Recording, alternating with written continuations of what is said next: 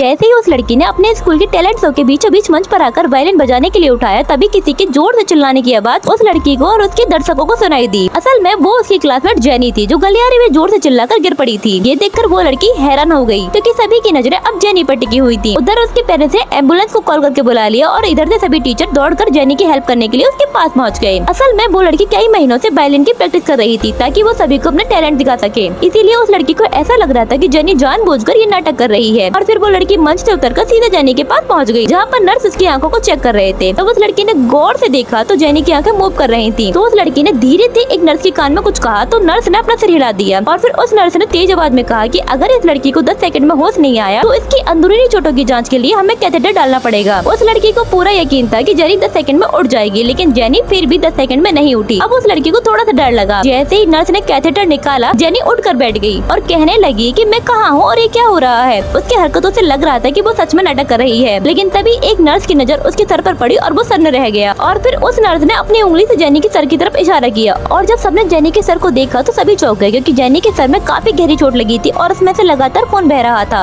अब जेनी घबराकर इधर उधर देखने लगी, क्योंकि सभी लोग उसको अजीब नजरों से देख रहे थे। और फिर कुछ ही सेकंड में जेनी बेहोश होकर नीचे गिर पड़ी। तब सबको मालूम पड़ा कि जेनी ने पहली बार गिरने का नाटक किया था। लेकिन जब वो पहली बार बेहोश होकर गिरने का नाटक कर रही थी तो उसका सर कुर्सी के कोने में जा लगा, जिससे उसके सिर में गहरी चोट लग गई। और जब वो दूसरी बार में गिरी तो वो सच में बेहोश हो गई थी, जिसके बाद में नर्स उसे स्ट्रेचर पर डालकर अपने साथ हॉस्पिटल ले गए। और फिर उस लड़की ने राहत की सांस ली और अपना वायलिन उठाकर मंच पर वापस चली गई।